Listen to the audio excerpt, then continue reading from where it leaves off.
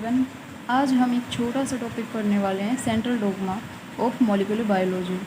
Central dogma क्या होता है, किसने दिया और इसमें क्या क्या प्रोसेसेस होते हैं, उसके बारे में डिस्कस करेंगे। छोटा सा टॉपिक है बिल्कुल। The principle of directional flow of genetic information from DNA to RNA to protein is known as central dogma of molecular biology.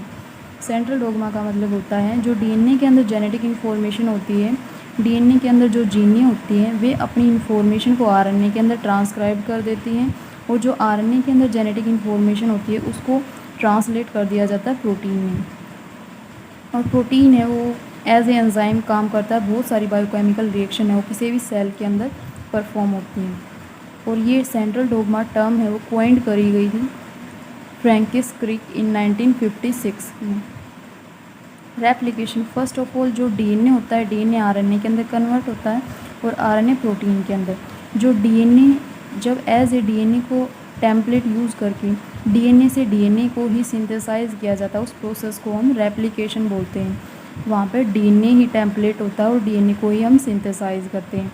जब हम DNA को एज ए टेम्पलेट यूज़ करके RNA की सिंथेसिस करते हैं तो उस प्रोसेस को ट्रांसक्रिप्शन बोलते हैं, और ये RNA पॉलीमरेज के द्वारा करवाया जाता है।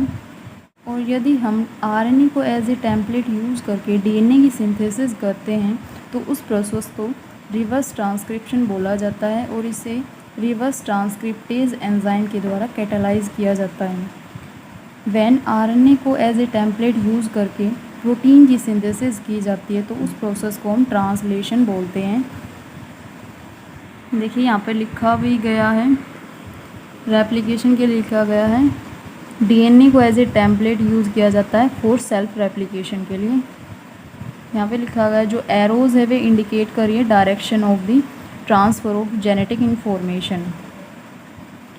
ये है हमारी रिवर्स ट्रांसक्रिप्शन जिसमें बैक फ्लो हो रहा है जेनेटिक इन्फॉर्मेशन का, और सिंथेसिस हो रही है DNA की, इस डायरेक्ट करी जा रही है बाय RNA टेम्पलेट के द्वारा। इसमें बताया कि RNA को एज ए टेम्पलेट यूज़ करके DNA की सिंथेसिस करी जा रही है, और इस प्रोसेस को हम रिवर्स ट्रांसक्रिप्शन बोलते हैं। और रिवर्स ट्रांसक्रिप्टेज एंजाइम है वो बहुत रेयरली है और ये इवेंट भी बहुत रेयर है।